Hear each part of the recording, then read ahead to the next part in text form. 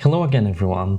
It's a fine British weather outside, it's overcast and raining, so it's the perfect opportunity to dive into some further Unreal tutorials and get some work done. What we'll be creating, what we've been making in all of this tutorial series is this portal that gets you from one location to another. We have the teleporter created together with you so far in the previous videos. If you've somehow missed them, go back and watch them. In this nearly final chapter of this long tutorial series, we'll create this widget that gives that dark screen and the vortex that you saw just a moment ago. But before that, let me show you where we are at together with you. This is where we are together with you. We have a persistent level and we go through the portal and it loads level 02 or level 01. But we don't have the darkening of the screen. We also don't freeze the player's controller. So if you pay a lot of attention, just as we run, there's a little bump that happens. It just doesn't feel seamless. The moment one level unloads and the other loads, I lose control of my player for just a millisecond, and it makes it feel like I'm colliding in something invisible, even though there isn't any collision boxes here. We fixed that by freezing the player controller and then unfreezing it right after the dark screen with the vortex has ended playing. That is the final step we need in order to polish our portal and finish this tutorial series. So let's dive right into that. I'm back in the other level. I am here because I frankly just like the blue and the visuals here a bit more than the other empty level. Just for while we're working on the darkening of the screen, I want to really quickly make it so we have an example location to location, which will be them two, and this will be, let's say, red. So this is the blueprint that you have, like this red portal. You can see so because I go through it and it just teleports me, it doesn't give us a screen. So our end result will work both on this teleportation from point A to point B in the same level, but it will obviously work when you're loading and unloading different levels as well. So let's begin. First off, I want to click on the red portal and then click Edit in Blueprint on the default scene route. That way I quickly open my blueprint. And here in the event graph, we will expand our logic in order to add the screen darkening. It will be a step that happens here in the begin player relocation sequence. This is the sequence that calls the teleportation, and the teleportation is what actually like moves the player or loads and unloads as well, depending on this branch here. But right before it, here between these delays, we want to create a custom function, and that custom function will call widgets and other events that we create in other blueprints related to widget work and to screen work in order to darken the player's screen. We'll handle it in a few steps. The first thing is I will show you how to actually darken the screen, and after we've managed to darken the screen, I'll take the vortex shader that we created, the material. Let me show you that. We'll take this material, you have an identical of it because we made it together, and we will create another variation of the shader of this, where this variation will actually be one to be used on UI. It will be 2D, it will not be a shader that's created to be used in a 3D world. It sounds a bit complicated, but it isn't. It quite frankly is going to be a copy-paste operation, so this is going to be relatively easy. After we've put this on the darkened screen, the final element will be to place some particles. It is these particles and sparks that you see over here, but let me go through the portal once more for you so you can actually see what I'm talking about. Pay attention to these lines and the dots that actually happen on the screen. That is the final layer of our UI darkening widget work. And for that, we'll use a third-party plugin created by a developer out there who allows us to insert Niagara VFX systems into widget work. Because Niagara systems also are created to be used in the 3D world, and their shader variations are also to be used in the 3D world. So we'll use that plugin and copy paste our versions of the particles from 3D shader to a 2D one in order to be able to relatively easily play them on the screen. Again, sounds more complicated than it actually is, so stick around and we'll create that. So let's head into the tutorial folder that we both have, because we made all of these folders in the previous tutorial parts. Right click and create a new folder, and let's call it UI for user interface. Head in there, we right click and we look for blueprint class, and in here in searching all classes we put HUD for the player UI HUD, and then we select this one over here under actor. We're going to call it UI HUD third. I say third because we are in a third person game mode. I do have one that exists using the same name because I've done this work on my own before. So here I will specify tooth, but you can ignore that. And now that we have it created, before we forget, in the level where you have your portals and you want to be teleporting around and you want the UI to happen, in that level when it's open, go here on the details panel, click on world settings. If you don't have that, go window and then here say world settings and just make sure that you enable it. Okay, there it is, world settings. And in the world settings, there's going to be this game mode, expand it. And then in it, there is HUD class. And in the HUD class, you want to drag your newly created HUD. And then you want to save. Oh, that will make sure that when you click play, this HUD actually gets loaded. Otherwise, it will load something from a template that you've made and you will not be able to work. The next step that we want to create is you go back and you create in here a widget. We are looking for widget types. Can never find stuff. Yeah, so just type widget and then widget blueprint. And here we will just say user widget, yes, a widget that enables UX extensibility through widget blueprint. So click on this. This we will call UI-W for widget, and then on screen effect, because this is what happens on the screen. And again, I'll specify tooth, which you don't have to, and open that up. This widget is where we do our 2D graphic work, let's say. That's kind of an oversimplification, but here we can add buttons, we can add visuals, graphics and stuff, and we can display them on the screen. It's essentially the UI element. While the UI HUD tooth is what loads and then controls and makes sure that we've on top spawned widgets. You essentially have a HUD asset, which is a blueprint, and that HUD, in it you can spawn lots and lots of different UI widgets. And you can kind of layer them and do lots of powerful stuff. We'll not complicate it here, we'll just keep it to one. But with that being said, what we need to do next is here in the UI HUD third, we need to click on the event graph and we need to create our logic for loading the UI widget, which is currently empty, but will have elements in a few moments. So go here and let's delete this, and then right click and say event begin play. We deleted it, but whatever. And when the event begin plays, it starts, so it's that it will be when you click the play button, because we told in the world settings to be loading this blueprint. First, we want to click away and then click here and say get player controller, this one. Drag from here and say create widget.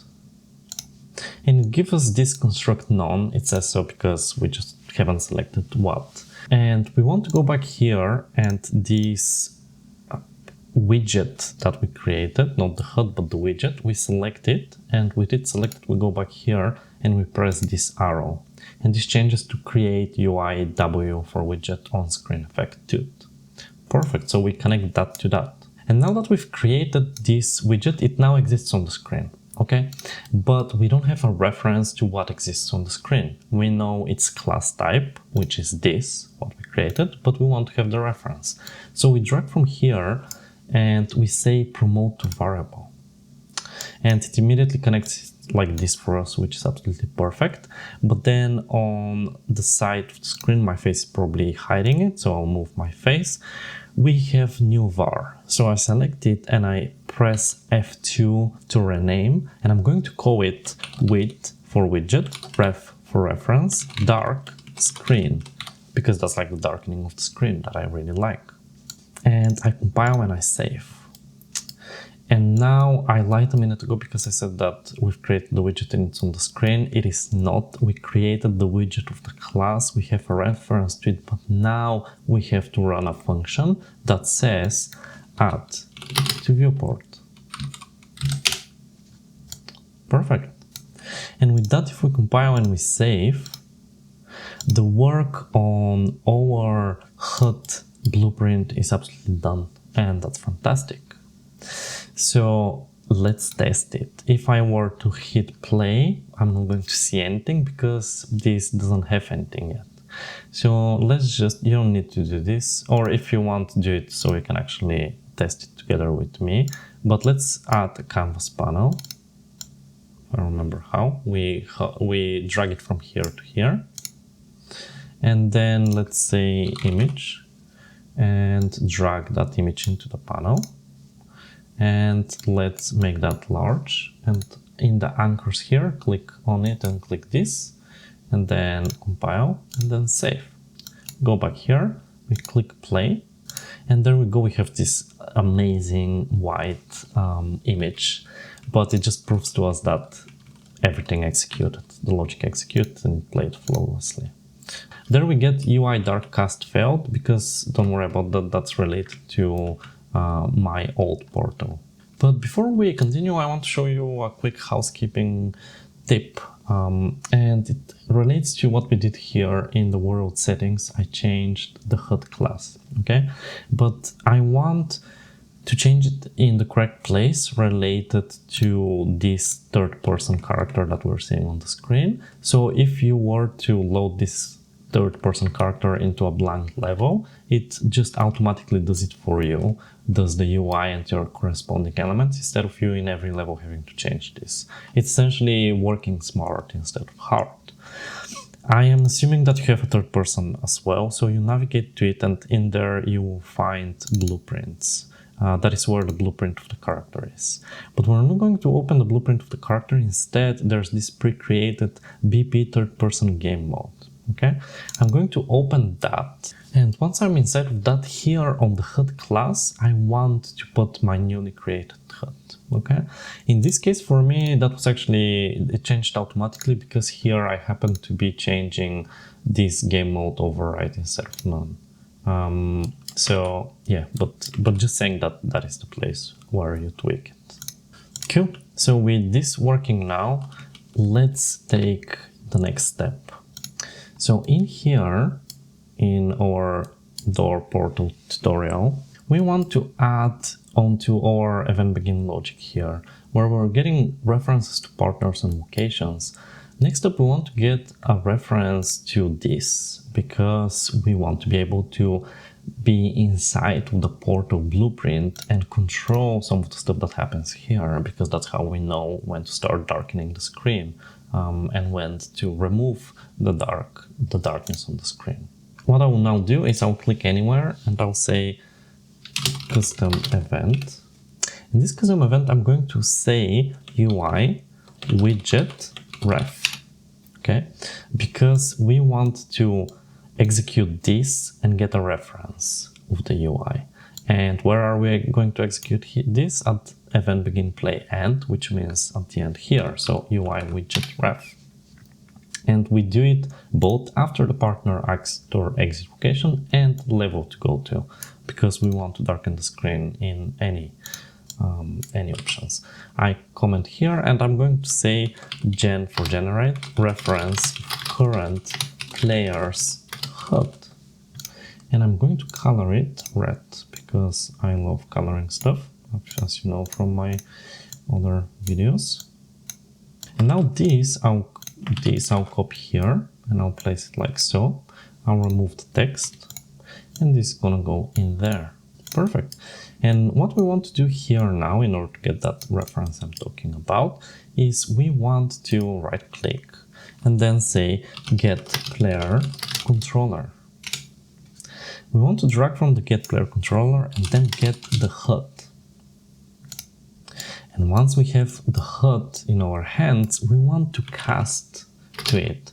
But we are casting to a specific class because we know the class is this UI HUD third. So instead of dragging here, I'll just click anywhere and I'll say cast to UI HUD third tooth. And I'll connect this to the object, this to that.